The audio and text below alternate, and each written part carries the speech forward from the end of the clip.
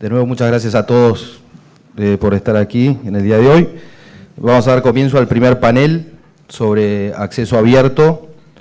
El panel va a estar formado por el profesor Robert Gallamore y por los ingenieros Alejandro Pablo Baroso y el ingeniero Ricardo Langer. Va a comenzar Robert Gallamore. Muchos de ustedes creo que ya lo conocen, ya es un amigo de la Argentina.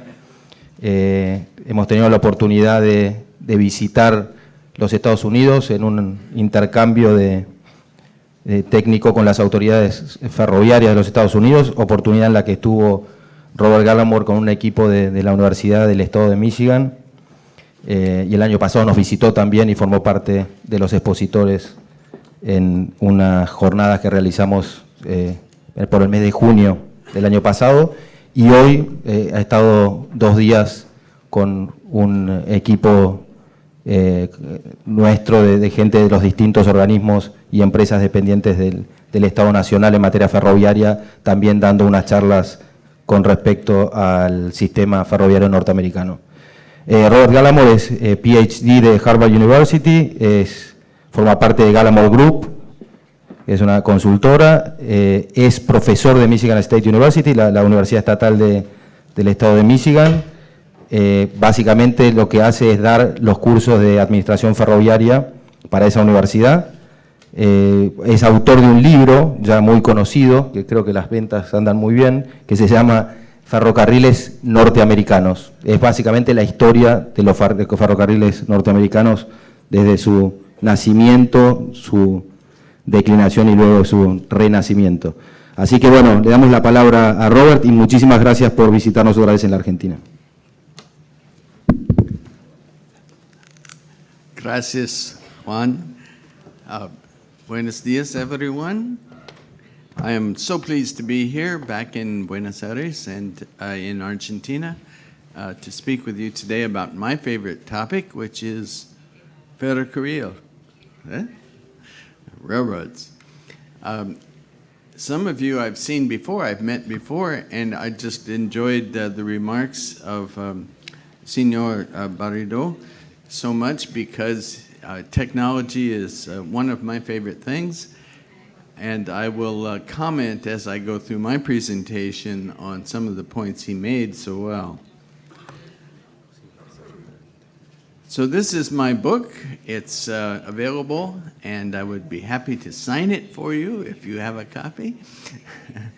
I enjoyed working on this book with my mentor, whose picture is here. Can you see? Can everyone see that? My mentor is John Meyer, who unfortunately passed away a few years ago, but he was my co-author as well as my faculty advisor at Harvard. So there he is, a wonderful man. I'm going to speak both about freight railroads and later passenger railroads in the United States today. And if you have questions later, I will be happy to respond to them as I can, or later by email. And I'll leave with you my email address for that purpose. So this is a double-stack train. It's on the Burlington Northern Santa Fe, and that's a railroad, private railroad in America, owned by Warren Buffett. Is that name familiar? One of the world's richest people, and a competitor of the railroad I worked for, which is Union Pacific. I'll show you those railroads briefly on this map. These are the New York Stock Exchange symbols for the large railroads. And I think I can do this. Yes. This one's the Burlington Northern. So everything that's in green on this map is Burlington Northern, and my railroad is in purple, Union Pacific. We have 4 very large Class 1 railroads, we call them, the largest railroads in America. And there are 2 in Canada, Canadian Pacific and Canadian National. And the Kansas City Southern, KSU, is the one in black on this map, and it is also a Class 1 railroad, but smaller than what we call the Big Four, which are Burlington Northern, Union Pacific, CSX, and Norfolk Southern. You won't be able to see this chart well, but I can tell you what it means.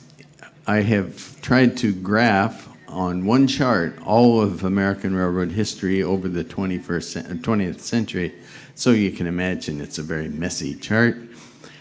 But what it says is that we have been able, in the USA, particularly since deregulation, to improve our performance. Deregulation, we relate to the Staggers Rail Act of 1980. So for the last 30 years, 35 years, we have had much better performance of our railroads.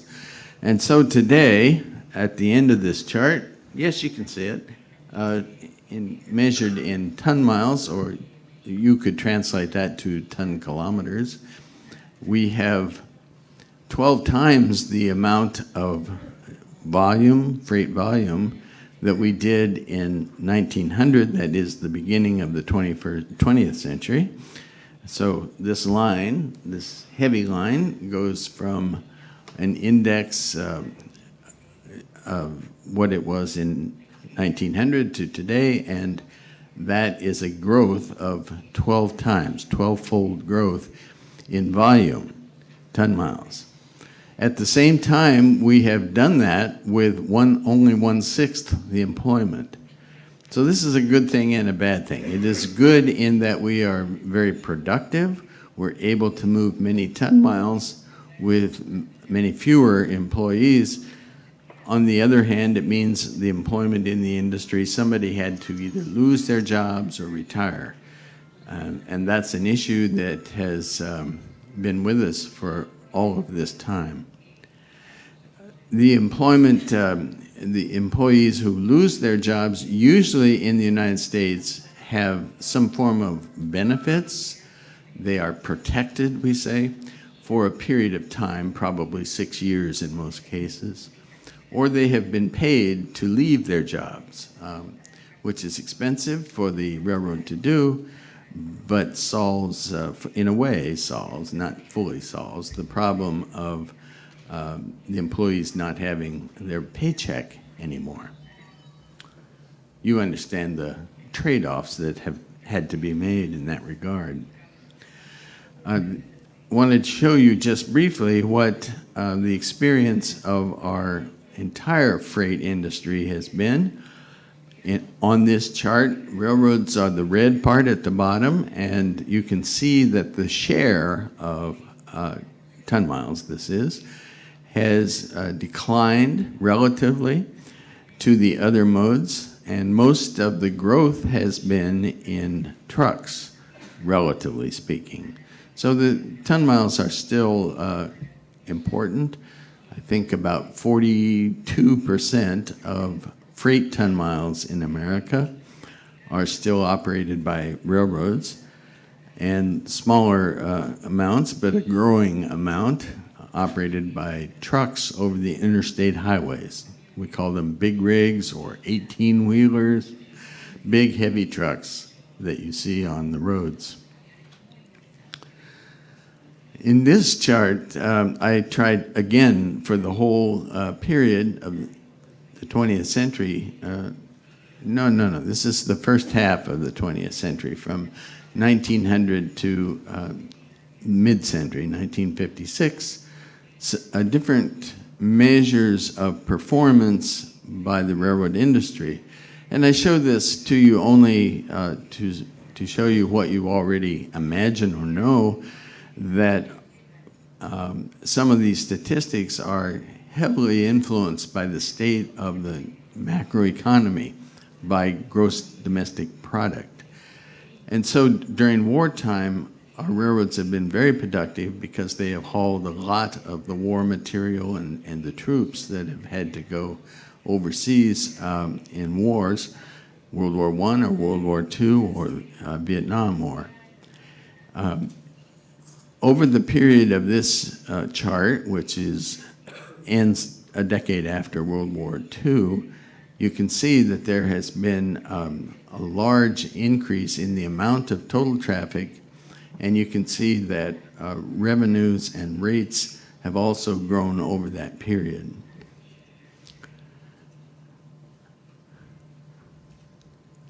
Here's the important fact, though, or factors about regulation and deregulation, summarized again on one chart. A little messy, but you can see from this chart that when railroads were deregulated in 1980 with the Staggers Act, after that period, productivity really increased rapidly, particularly in the first part of the period between 1980 and the turn of the 21st century.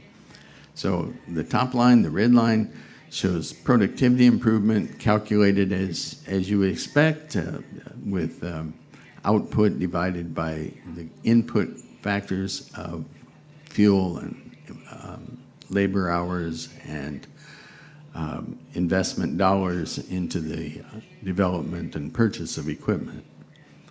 Over that same period, the volume increased again quite rapidly, and revenues, however, didn't increase so much, and that is because deregulation caused or allowed the reduction of rates for moving freight. This is the key factor. I call it rates on this chart. It's really a mix of changes in traffic types and the amount that is charged for moving freight cars. So the effect of deregulation was surprisingly, much to everybody's shock, was to lower the costs of operating railroads, lower the rates that customers, shippers had to pay. Really a remarkable factor. You can see this on the chart. So with the rates coming down, that in effect diluted the total revenues. We didn't need as much revenue to enable the traffic to move and to pay the railroads for their work. That's because they were vastly more productive. We've had a lot of growth in certain commodities, and one of the ones I like to mention is PRB coal. Sorry for the abbreviation. It means Powder River Basin coal. That's in Wyoming, huge open pit mines, strip mined coal. It's very low quality coal, but very easy to mine because it occurs in huge seams. Maybe 100 feet, that would be what, 30 to 40 meters thick, the coal appears. And it's hauled very long distances, in some cases over 1,000 miles, 1,500 kilometers in some cases. So it's inexpensive to move it. It has low BTUs, so we move a lot of it to make the amount of energy necessary to burn in our electricity generating power plants. This wouldn't have happened without the ability to make long-term contracts between the power plants for the supply of coal to them and for the movement of the coal by railroads to them. So the fact is, the important fact is that the Staggers Act enabled these contracts to be written for the movement of the coal and other commodities. That was impossible before. It was illegal to have a contract between a customer and a shipper before 1980. A surprising fact, perhaps, but that's what opened the floodgates and allowed the traffic to begin moving much cheaper and much more at a lower rate and much greater volumes. So the important fact is that we permitted long-term rate and service contracts to be entered into, negotiated between the railroads and their customers. These contracts might have been for a whole train load. before 1980, the rate would have been based on simple carloads. So one car of moving coal from Wyoming to Kansas City might have cost $2,000, let me say. After deregulation, there wouldn't be just the movement or the rate for one car. It would be for a whole train, a unit train, and the effective rate would have been half what it was before. So instead of $1,000, or did I say $2,000, for a carload of coal to move, it would be half that, $500 to $1,000. What I'm saying is that deregulation allowed a change in the very economics of how we operated our railroads. Instead of moving on public tariffs, a tariff is a published rate for a movement. The traffic would move based on a contract. These contracts are filed with the regulatory authorities, but they are secret. So nobody knows for sure how much the railroad had to pay. In the old days, that would have been totally illegal. They had to be public, and they had to be published, but that was cumbersome, and those rates were not changed quickly enough to adapt to supply and demand. Really important factor is that deregulation through contracts allowed railroads and customers to match supply and demand. Makes sense to an economist for sure. Technology came along with the necessary investments that then had to be made. I like to make the point that the technology, Senor Barudo was mentioning, we capture that new technology in these contracts and in the capital investments that the railroads make. The technology doesn't just show up automatically. Well, yes, it does. It shows up in the new investment. So if we are reinvesting in the railroad, buying new locomotives, those new locomotives have the new technology already embedded in them. They are more efficient at burning fuel. They have lower emissions. They have fancy electronic gizmos in them to help the train perform better, and so on. With respect to the track, the rail itself the new rail embodies better steel than it used to. So the fact here, the point I'm trying to make, is that the technology comes along with the capital investments. Deregulation allowed the railroads to reinvest in a way they couldn't before, and when they reinvested, the new technology came with it. I did want to mention one additional type of technology. Again, apropos of Senor Barudo's comments, he mentioned hydrogen as a fuel. That's possible. Fuel cell could be, a bank of fuel cells could be put into locomotives. I think more likely in the near term is the use of natural gas as a fuel for locomotives. We in America are blessed these days by having new supplies of petroleum, oil, and gas that have come from fracking. The term fracking might mean something to you, I hope so. So in deposits of shale, we break them apart, and that allows the natural gas to emerge and be pumped to the surface. So we are now a country that has an abundance of natural gas, whereas 10 years ago we were afraid we were running out. Same with oil. 10 years ago we were importing huge amounts of petroleum from the Middle East. And now we are almost self-sufficient in the production of petroleum.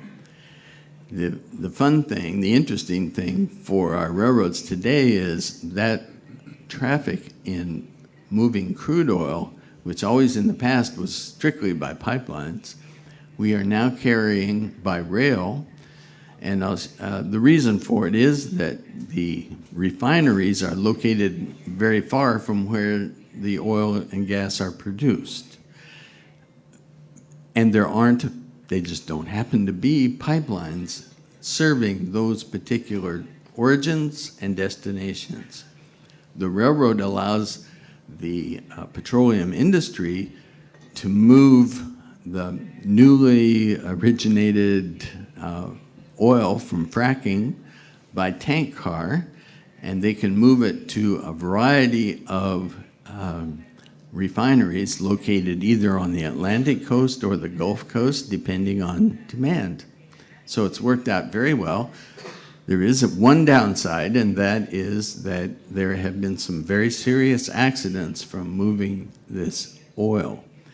I think the problem was that the petroleum industry did not realize how volatile that oil from fracking is.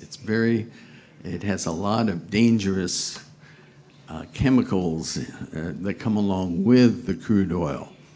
And so now there's a big requirement to not only use safer tank cars, but to maybe pre-process the petroleum from underground before putting it into the tank cars, making it less volatile. I mentioned new investments incorporating technology, but they also incorporate labor saving and safety enhancements, and that yields higher returns on investment and makes our railroad safer. So we've come upon, because of deregulation, a virtuous spiral. Deregulation allowed productivity increases. You saw that on the chart. It has produced stronger cash flows. The cash flows have enabled the railroads to pay for new capital goods, reinvest in their plants. Along with the new investments comes new technology. It's deployed. It improves safety. It allows us to carry more traffic. It increases capacity. And fortunately, it's also profitable. So our railroads have never been as prosperous as they are now because of this virtuous cycle. Make sense? Yeah. I'm not going to try to go through this in detail. Juan would elbow me and tell me I'm taking up too much time. But it is a fact that railroads are multi-product firms with economies of density that enables them to be very efficient, but they must charge prices higher than their marginal costs or they'll go bankrupt. This has brought about a proposal for us to make the railroads less monopolistic, provide more competition between railroads by allowing competitive access. That's the title of this panel, open access. Competitive access probably would directly lower the rates, so naturally our railroads aren't very happy about this and don't favor it. They recognize that they will have to, in some cases though, make bargains with their customers that would lower rates, or if they want to merge and become larger railroads, even larger than they already are, they will have to make concessions such as allowing a competitor to use their tracks. In the American system of government, however, there's going to be huge legal battles over this. Railroads do not want to give away their private property rights. They want to be compensated for it. And the U.S. Constitution says you must be compensated if you take property from the railroads. So we are in the midst of this battle today.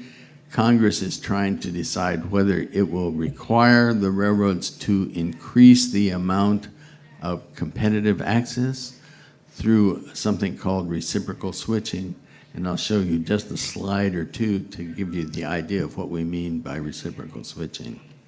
I'm very aware that I'm running out of time, and I will therefore skip through some of these slides, but you'll have them with you, and I think they will be understandable to you.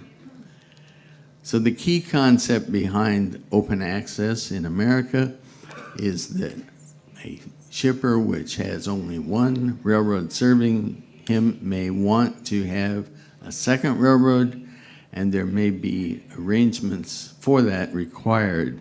So just using this simple diagram, I can give you the idea of it. On this diagram, between points A and B, there's only one railroad. Between B and C, there are two. What we would require in reciprocal switching is that Railroad A switch the cars, that is, provide the service of switching to a plant on behalf of its competitor railroad over its own tracks. It's this part of it that's over its own tracks that causes the legal problem, the constitutional problem under our system. So here's how I've tried to draw it. At location A, there's these little spidery red lines are service provided by switching by railroad number 1 on behalf of railroad number 2, if you can see the chart. Now, reciprocal means I do it for you here, you do it for me there. And that works out reasonably well. It happens all the time in our industries. The problem today is that to add competitive access, open access, you have to force Railroad 1 to handle the cars for Railroad 2 because it isn't really reciprocal. There's no other way for it to be balanced. And so it has to be done on the basis of a fee, of a payment to make things supply and demand equal. That's the problem. We have to invent a method for charging Railroad 2 to have its cars moved by Railroad 1. And there's no economic theory that tells you how to do that. There's no way to spread the joint common costs that are incurred by Railroad 1 on behalf of Railroad 2. There's no fair way to do it. That's what my book's all about, and that's our problem today. That's why the lawyers in Washington are fighting over this, and that's the kind of issue that will be raised for as we try to increase the amount of open access and competition that we have. Should I quit? No, you have 5 more minutes. I have 5 minutes in which to finish. So naturally, I'm going to do this very quickly, and I do want to say some things about passengers, so I will do it. The only economic theory that we have been able to come up with as to how ideally these charges should be levied is something called the hypothetical standalone railroad cost methodology. And if anybody is interested in digging into the weeds on this topic, I'll be happy to share papers or discuss it with you. It's theoretical, it's hypothetical, and nobody knows how it's going to be worked out. It's a big black box. Oh, well, I'm not going to have a chance to go through this. This is fun stuff, right? This is really what we economists love to do, is draw lines on charts. The only point of this chart I want to leave with you is that it really matters where we are on the cost curve. So this is a railroad with declining costs, and if we're in this half of the chart, we have a recommendation that we should use something called Ramsey pricing in order to set the rates. But if it is that we're on this part of the chart where rates are where capacity is constrained and where costs are increasing, where there's congestion, then we want to use something called congestion pricing. Again, can't get into it now, but that's the dilemma that we face and will never be solved in pure theory. It will only be resolved in practice by negotiation. So I do want to say just a few things about our passenger system before I leave you, and mention to you that in the past we're operating our passenger trains on freight railroads. This is a snapshot taken in 1962. The freight railroads provided the passenger service at that time. The red lines simply mean that that's the more dense part of the network, and it covers what's now the Northeast Corridor, and you can see the Northeast Corridor in red on this map. So when Amtrak was formed and started up in 1971, the amount of passenger service was cut drastically from that big spaghetti map before to this simple system after. Today, Amtrak looks something like this. The best service is in the Northeast Corridor, and in the rest of the country, Amtrak operates over freight railroads. So I bring this up in part because our theme today is open access. Amtrak has access to the freight railroads by law. The freight railroads are required to move Amtrak trains. And once again, what's the problem? It's how much do they have to pay for that privilege?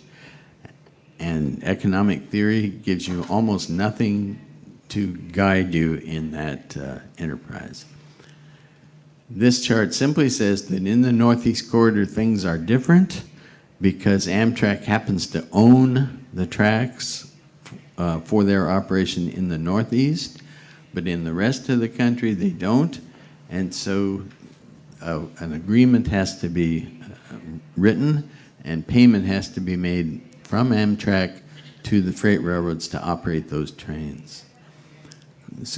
Only in the Northeast Corridor are Amtrak trains profitable. What this chart shows is the Acceso chart, the green up at the top, is where our passenger trains make money. The rest of the country, they're huge losers, and this is the problem we face in terms of taxpayers paying for Amtrak's operation. It costs taxpayers about $1 billion a year to provide this, and most of it is outside the Northeast Corridor. This just quickly says, what did we achieve with Amtrak? And did we succeed or fail? The bottom line is we haven't used Amtrak to solve the transportation issue, and we do have to pay a lot of taxpayer money to support it, but we have saved some of the essential service, such as in the Northeast Corridor. I'll leave you with this is the problem of the railroads, right? This was a muckraker 130 years ago, and he labeled the railroads the octopus because what does the octopus do? It gathers everything and squeezes the life out of them. And I say, no, that's not what we have. Instead, we have freight railroads that in the U.S. today are profitable and needed, and that's a wonderful thing. My takeaways, I won't go through this, but my takeaways are simply that our railroads have survived. They have come through some terrible times because of deregulation. They've been able to reinvest, and with that, they have become more technologically sophisticated and are able to earn good revenue. And the country, the customers, the labor unions, everyone is much better off because of this happy scenario. Thank you very much. It's a pleasure to be with you.